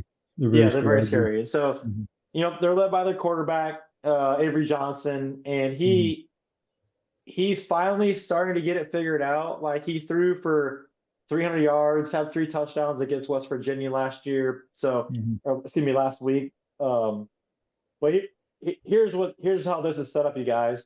Iowa State and K-State played the last game of the season in Ames. Sign me up for that all day, every day. They call it Farmageddon for those that don't know. It's like two Midwest ag schools. So it's going to be very. 100% K-State is going to want to spoil Iowa State season. That. Yeah, right. And K-State probably is not going to have another loss going into that game. The schedule's super soft for them. So it'll be very interesting to see what happens if, let's say, Iowa State is somehow undefeated going into that game. They lose that game. K-State has a tiebreaker to go into the Big 12 championship game against maybe BYU. Does Iowa State get left out? Most likely, right? Because Joe Klatt said maybe only one team for the Big 12, which if that's the case, I cannot disagree with that, more than anything. So, I think you're right about K-State being the scariest. I think they have the best resume. Yeah. They beat Arizona. Yeah. They lost to BYU, huge, but they also beat Oklahoma State when they were ranked, and they beat Colorado. Right. Pretty good win. It is a good win. I will say Arizona is not good this year. I agree. They were projected to be pretty good, and they're not. They lost too much. You talk about the offensive defensive lines a lot. They still got their great quarterback. They got their great receiver, but they lost so much up front on both sides of the ball. That was a phantom win that looks kind of good, but it's really not. What I have to say? I just have to say something. Just looking at this list, Luke, this is a pretty darn good conference. Yeah. Why they only get one in? I don't think that's really fair. I mean, think about it. Kansas was supposed to be good. Yeah. They've been disappointing, but they're still pretty good. Yeah. They play K-State I think this K-State week. So has the best resume that I've seen so far. Yeah, and I think K-State is. I mean, they were picked super high. I mean, there was even talk of their quarterback Heisman Trophy talk to start the season, right? And so, yeah, I mean, I agree, Rob. They're a very, very dangerous team. And then teams like West Virginia are no slouch. Like, you can't take them for granted. They can snap up and beat you. They have the best uniforms. Yeah. But I mean, their all black uniforms are like the best looking uniforms I've ever seen in my life. You play Cincinnati, you can't take them lightly. You know what I mean? Like, there's just a lot of these teams that are sitting at 3-1 that are pretty tough. And Rob, to your point about this week and next week, so for Cincinnati and Colorado play each other this week. So one of those two teams is going to have 2 losses in the conference. That's a big thing. Yep. Texas Tech plays TCU this week. TCU is a 6.5-point favorite. So I think that, again, the conference they're all kind of beating up on each other, but that's exactly right. Yeah. I'm obviously I'm pro Big 12. It's going to be criminal if there's only exactly one team. Why. This is going to settle out, guys. This is going to all decide itself soon. What you're saying, Luke and Rob, is this is exactly why realignment has been so huge for college football. Yes. It's made it way more exciting because there's way more good teams in a conference. Yeah. Right. And essentially, if Iowa State makes it to the playoff, they're going to have earned it because you can see how many good teams are there in this conference. In fact, I would say any team that makes the playoff earns it because you can't stumble your way in through all these super conferences and just magically be in there. In the past, you had, Texas TCU didn't belong there. It got, railed out of there. That was embarrassing. When you had the 4, a lot of times the 4th one didn't really belong there. Yeah. Now that you got 12 and the realignments happen, everyone going in is going to have earned it. And there's probably going to be a couple left out that deserve to go. But all right, so I think BYU has the best resume. I think Iowa State has the second best resume, only because BYU beat K-State the way they did. Right. But do I think K-State is out of this? No, and that's why I put all 3 of them on the right there. I think all 3 of them have a legitimate shot of getting there. And let me quantify what I said. Kansas State has the best resume of what they've done. Every team has done a different amount of work and different amount of impressive wins or whatever. But that doesn't mean I think they're the best team or anything. I think BYU and Iowa State are a little better. The cool thing is what Rob said is right. Like the next 2 to 3 weeks are going to decide all these conferences. They really are. Yeah. 2 weeks. Next 2 weeks. Hang in there for 2 weeks, and then we'll have a much better look, and then we'll only be arguing about the couple that are right on the bubble. That's right. That's right. And some of these conferences might come down to the championship game. They really will. That's going to be fun. Right. You know what I have heard? It's tragic if a team loses their championship game and it knocks them out of the playoff. Right. Yeah. That would be kind of sad to watch that. But at the same time, that's how the system is. And so that at the beginning of the year. It's not a surprise. So you got to win. You just have to win. That's it. All right. Anything else on Big 12 before we go on? I don't think so. Let's talk about West Virginia's uniforms. I have to say, Luke, I'm a huge Iowa State fan this year. I really want you guys to go. Yeah, I appreciate it. We'll take all the support we can get. That's for sure. I hope it happens. Let's talk about Oklahoma State, 0-4 in the conference. Oof. Right. Hey, we talked about like the NIL era. Mike Gundy's one of those coaches too. Mike Gundy is really struggling with the NIL stuff, right? He's an old school developmental kind of coach. So that's right. Well, let's talk about the super stacked SEC. Oof. I mean, after realignment, it's just absurd. You've got Texas in 5th. You got Alabama in 7th. You have a team like Arkansas that can beat anybody in 8th. You got teams like Florida, South Carolina can beat anybody. Ole Miss, all the way down at the bottom. A&M sitting at top. LSU in 3-0. Georgia, I think, is the best team in the country, sitting in 3rd. And you've got essentially 8 teams that can make the playoff, and only 5 are going to make it. Yeah, what do you guys think about the SEC where it is now? Where do you think it's going to be like 2 or 3 weeks from now? I think the cream's going to rise to the top for sure. And it's going to be Georgia. It's going to be Tennessee. It's going to be Texas. Like we said earlier, LSU and A&M play this weekend. So one of those 2 teams is going to have a 1 in the loss column after this week. So I do think the top's going to rise. The cream of the crop's going to rise. That's for sure. All right. So I think Vanderbilt has the least chance to make it, although they're a good team. I'm just throwing that out there. Yeah, they're not in. They're not going. I think Missouri's not going to make it either. So I think you can pretty much take those 2 off the table. Yep. And then I think it's going to come down to LSU, A&M, and Alabama for the 5th slot.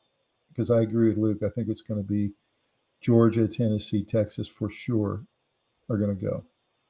So it's really going to come down to those last couple teams there to see who gets in. And I don't know. Right now, I think Alabama's on the outside looking out or looking in.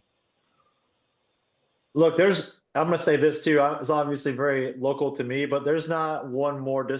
I think Missouri's up there as far as disappointments go with Florida State this year. Yeah. They were top 10 team going to the preseason. They should have lost to Vandy. Like I have a lot of friends here, and I said, hey, I'd ask them all before the season, what's a failure this year? And every single one of them to a man, if we don't make the playoffs, and they're not going to. And it's like, Yeah. they got one of the best receivers, probably top 2-3 receivers in the country, and they're not going to make the playoff. That's a shame for them. So, well, they have a shot. They have a shot, but I don't know. So what? If they lose, they play out Alabama this week. Mm-hmm. Does a 2-loss Missouri team get in? Probably not. Probably No. not. You're right. I think Alabama is the one in the driver's seat. Yeah, I mean, I think they're loaded with 5 stars. Their defense has been disappointing. Their offense can turn it on. Except they have some tough games coming up, and they're not. They got a tough schedule. That's the thing. They have Missouri, who I think they'll beat. They have LSU, who I think they'll beat, and then it gets easy: Mercer, Oklahoma, and Auburn. Yeah. If they can get through these next 2 weeks, like I said. So, but I still think LSU's in better position than they are, even if they lose to Alabama. They're just in better position right now, and I think A&M obviously is too, sitting 4-0. So you're telling us Klatt said only 5 SEC teams are going to get into the 12-team playoff? That's right. That's what he said. I've been hearing like more than that, but again, I mean, I love Joe Klatt, so I hope he's right there. Yeah.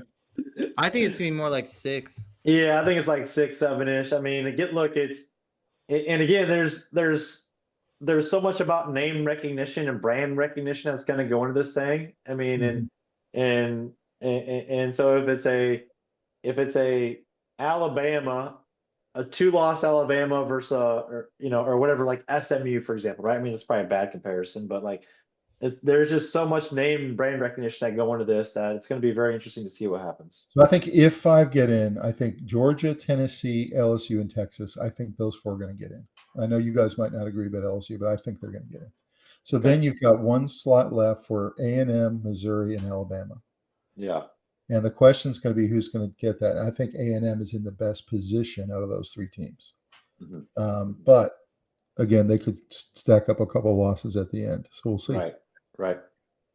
So, but that's why I've been saying all along, Alabama outside looking in. It doesn't mean impossible. I mean, they can certainly run the table. Right. So, and I think Vanderbilt has the slimmest chance. I mean, Tennessee might not get in. Like, they got to play Kentucky, Mississippi State, and then Georgia. Mm-hmm.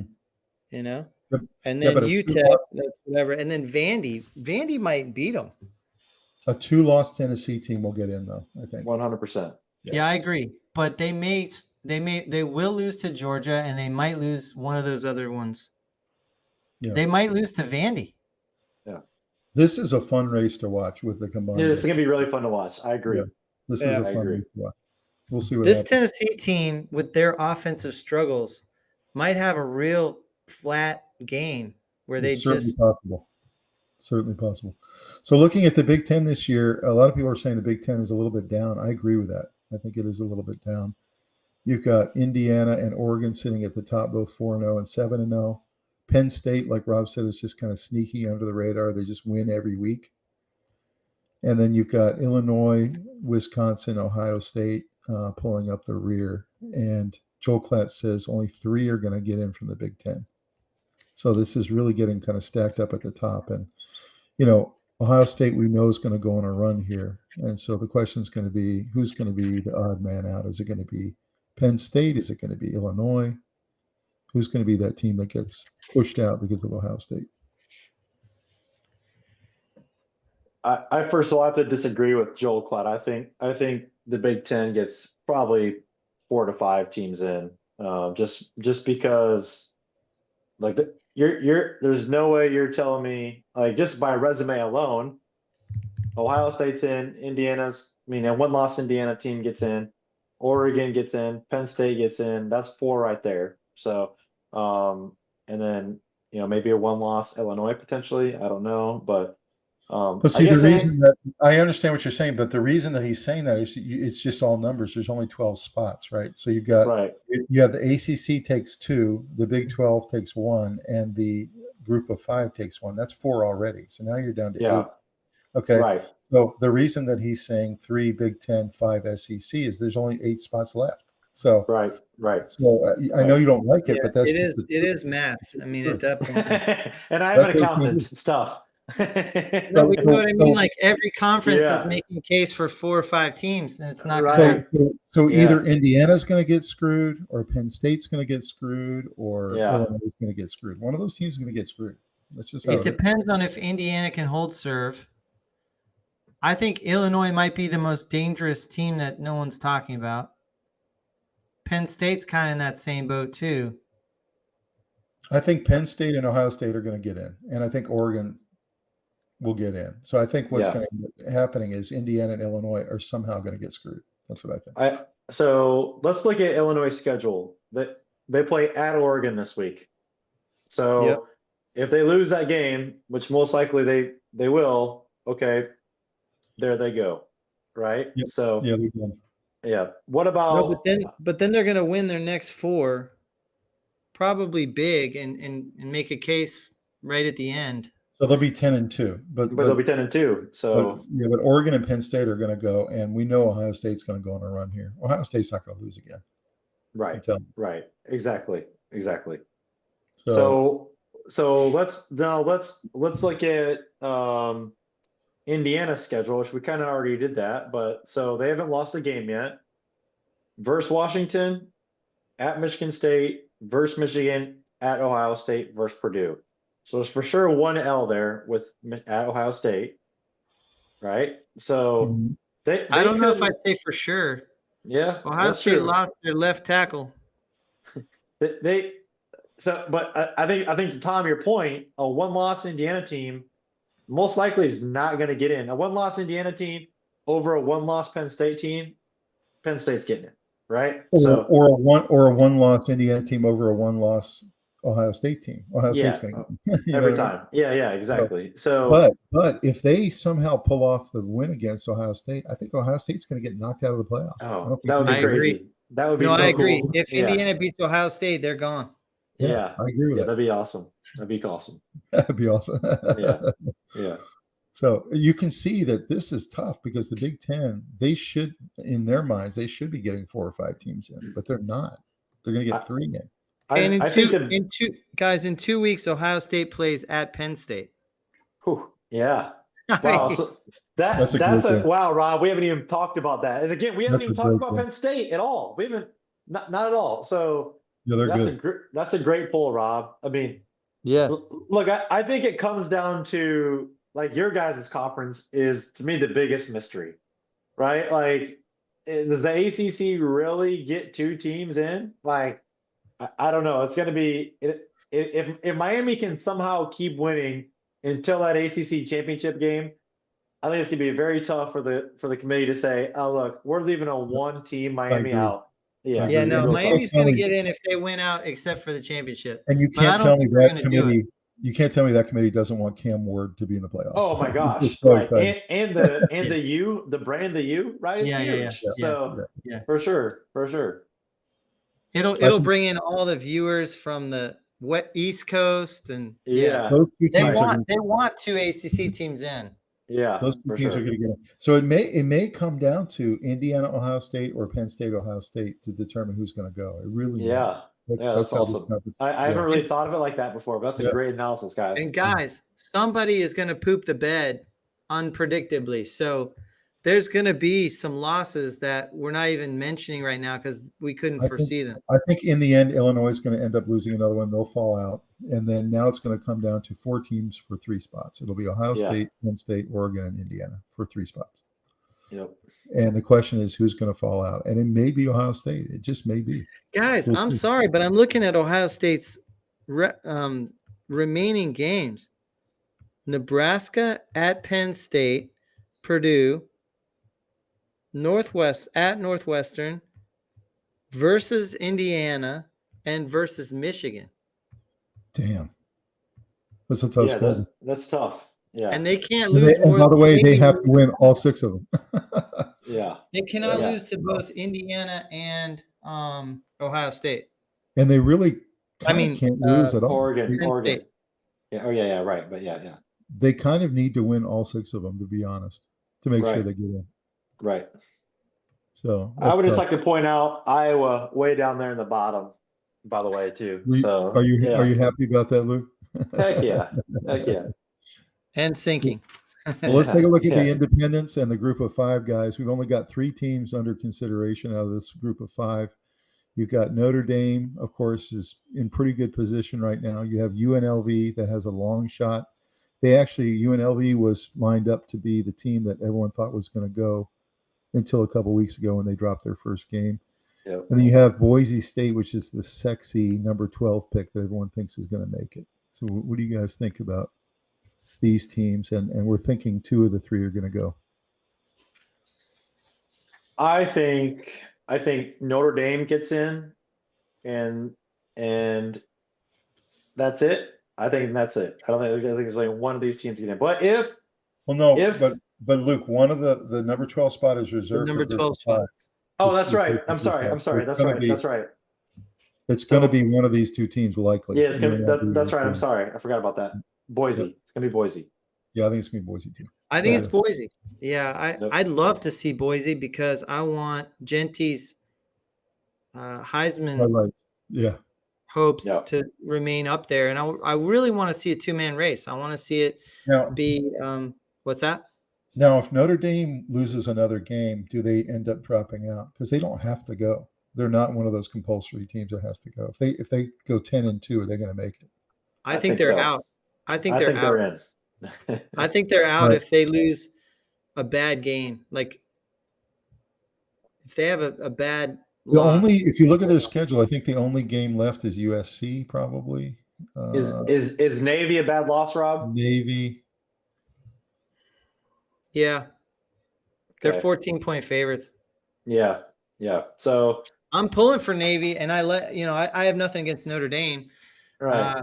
I'm pulling for Navy in general, just to keep it rolling. I love this Navy and Army. I want to see both of them undefeated in the Army Navy game. Yeah, that would be so cool. That would be incredible. That would be a special season.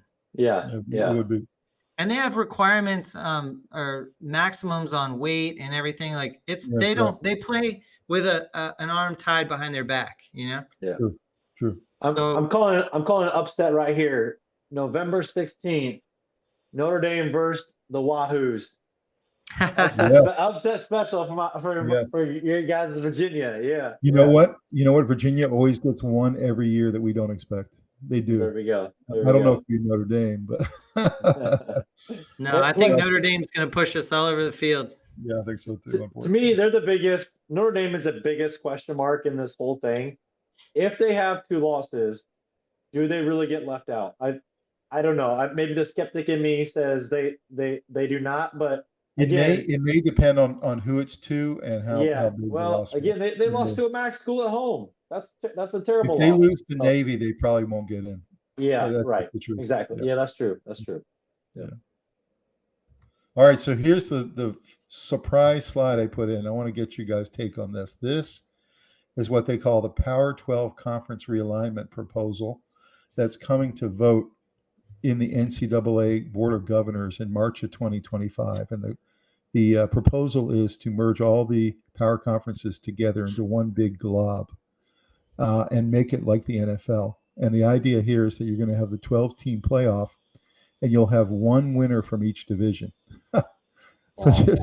So when you look at let's just look at the Carolinas division, right? So obviously Clemson would likely win that division every year and go to the playoff. Midwest division, you put Iowa State and Iowa into the Midwest together. And the idea there is you're trying to keep some of these local and regional rivalries together. So like in the Carolinas one, you're keeping NC State and North Carolina together. And then over in the East, you're keeping Boston College, Navy, Maryland, Notre Dame, Virginia Tech. So tell me this: how do games outside your conference work? You schedule making sure you have historic rivalries stay in place. So Virginia Tech, Iowa State, all stay in place. In-state rivalries stay in place. You also, in this alignment, they want to try Ohio to State, keep. Michigan. They want to try to keep most games to be geographic proximity, so you won't really play someone across the country until the playoff. And so this is the proposal. And the idea here is that it would become one big, massive glob that ends up determining the playoff participant as the winner out of each division. Very similar to the NFL. This looks very similar to how the NFL is organized. So what do you guys think about this? Is it shocking to you? Do you think it could ever pass? Would any of the conferences object, like the SEC? Why would they want to do this? What do you think? I would say that, like, I don't like this. I don't think that it would, and I don't think it would pass either. I think that the SEC and the Big Ten are making way too much money right now, the way it is, being the two big bad wolves of college football. So I don't think that this would pass. The only way I can maybe see this working is if, like, the Midwest League is like the John Deere League, Carolina's league is like the Aflac League, right? Where these like giant sponsors come in and sponsor one of the regions potentially, because like there has to be money behind this some way, shape, or form. So what do you think about if you look at the Texas League, right? You have 6 teams there, all in Texas. You're playing all of your Texas in-state rivals, right? Yeah. So you're playing 5 games there, and then you're up. There's 13 games over 15 weeks. So that means you'd have 8 other games you'd be playing. So you'd have, Texas would play in Alabama, or Iowa State would play a K-State, even though they're not in the same division. Or right.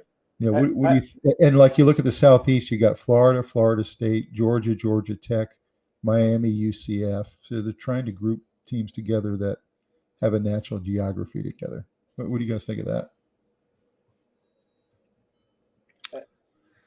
It's so different that I would have to. There would be ups and downs to this. There'd be benefits. There'd be proximity things that make more sense. Some of the stuff that's going on right now isn't very good. Having Stanford fly out to play North Carolina and then fly back and then have to fly back out to play Clemson. It's not making sense. Some of the conference realignment. So you don't understand the concept of trying to look more like the NFL that they're trying to do here? No, I get it. I'm not sure it's a better product than what we have right now, which is some of the most exciting college football I've ever seen.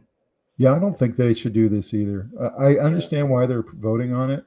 I just don't think the schools or the conferences would allow it. I just don't see it. I don't like too the fact that like only one team per division gets in. Like I think maybe like some sort of wild card or something would be cool potentially if they did that. But yeah, I don't know. I would love for Iowa State to play Nebraska again, because that's like a really cool rivalry for us. And we do play Iowa every year for now anyway. So I do think like it's probably cool for the local people to get some of these old rivalries, like close, the ones that haven't been going for a long time. But I just think for a college football product, I don't think it would be very, very good. What's interesting, look at the rules over the top. You got 13 games over 15 weeks. So you're moving to a 13-game season. Yeah. Right. 5 division games, 8 non-division games. And then the prior season's 36 teams earn a 7th home game. So you literally, if you have a good season, the next season you've got 7 home, 6 away. Mm-hmm. So it's kind of an interesting idea. Yeah. I think the Southeast would be so brutal. Florida is getting better again and sort of returning back to what we're used to there. Florida State's down, but they'll come back. Georgia Tech's always tough. Miami. I think some of these are so heavy weighted versus others. Yeah. The Southwest is terrible. Arizona State, Cal, Stanford, UCLA, USC. Do you know why Luke doesn't like this? He doesn't want to be in division with Ohio State. Yeah, exactly. Right. Exactly. He doesn't like that at all. We're not punching at our own weight if we're playing Ohio State, right? Let's let's just be say honest. Iowa State is never going to the playoff in this alignment. Yeah, exactly. You read my mind, Tom. Yeah, yes. And actually, we would be in a division with Notre Dame, so I don't like that either. Yeah, right. No. Yeah. I don't know. I thought it was an interesting proposal. It's interesting. It is. It's interesting. It's cool. It's a cool concept. I would agree there, but probably not the best. But if we compare it to what we've been having this year, I'd take what we have now. Yeah. Probably not going to happen, though. We all agree with that. All right. Well, final thoughts, Mr. Luke. What a fantastic episode with you. Any final thoughts about Iowa State the next couple weeks? What do you think is going to happen to all these big teams that are kind of on the edge? Yeah. I guess first of all, I just want to say thanks, guys, for having me on this podcast. I've been watching since you guys started. It's just really cool to be a part of this. This is my first podcast ever. So hopefully I didn't do too bad. So, but man, you kicked butt. You did great. No, look, you added a lot, man. Okay, good. And look, I watched every Big 12 football game, right? And I'll even sometimes rewatch the Iowa State games. But I do think Iowa State is a real contender to win the Big 12. But to me, it's going to come down to the BYU, Iowa State, K-State, and it may potentially come down to that last game of the regular season, Farmageddon, Iowa State versus K-State, and if that's the case, I like our chances at home. So, who do you think is going to win the national title? Who do I think is going to win the national title? Or final game, and then the winner of it. Yeah, I'm going to say Oregon and Georgia, and I'm going to say the Dogs. Boring, but they played 2 bad quarters. I mean, honestly, and they came back to win that game. If that 17 or whatever I can't remember his name, the Alabama receiver caught the ball and like pirouetted and spun, like that kid's insane. By the way, I can't remember his name, but he's like Williams. Yeah, Williams. He's 17. Like holy smokes. So, yeah. You know what? We haven't talked much about him, but he's got to win Freshman of the Year. Like Gentie's a senior. He's been there the whole time. This is his breakout year, but that kid's 17 years old. My God. Could you imagine being a linebacker and Gentie keeps getting the ball? Like it's only a matter of time. He's going to bust it. Yeah. Right. It's unbelievable. Yeah. Who was the lead running back for Iowa State? I forgot who you said. Yeah, so it's kind of been by committee, but this kid named Carson Hansen out of Minnesota has taken it over the last few weeks. Abu Sama was our leading rusher last year. Had the starting role this year, but over the last few weeks, this kid named Carson Hansen has really just kind of taken the role from Sama, and we have 3 backs. We have another guy that kind of comes in more of a shifty guy, Donovan Jackson. But look, I haven't even talked about our receivers yet. Hands down, if you guys watch Iowa State, you got to watch our 2 receivers, Jaden Higgins and Jalen Knoll. Jaden Higgins, I guess before the West Virginia game, has scored a touchdown in like 8 or 9 consecutive games. So I mean, he's like they're saying he's an NFL receiver. So. Yeah. Look, the team is pretty stacked, but again, we're pretty banged up right now. So this bye week this week comes at a really good time, and then we got Texas Tech at home. So, well, Luke, if you guys make the playoff, I hope you come back and join us for the special playoff edition, and we'll celebrate with you. Hope you come back on the Sports Guyz. That sounds good. I'll come anytime. I just hope we can just truly appreciate not only this awesome season we're watching, but the special seasons that Gentie and Hunter are having. Hunter has 604 yards receiving and 6 touchdowns. Yeah, insane. And he's a lockdown corner. Yeah, it's great for college football. The Heisman race is just as fun as watching the regular season. It's just it's crazy. Right. It's crazy. Well, guys, thank you for joining us tonight. Thank you, Luke, for joining us. And please like this video tonight and subscribe to the channel. We got a lot of great content coming your way, and we'll see you next time on the Sports Guyz. Give us some good feedback so we can have a fun mailbag. Absolutely. All right, have a great one. Take care. See you.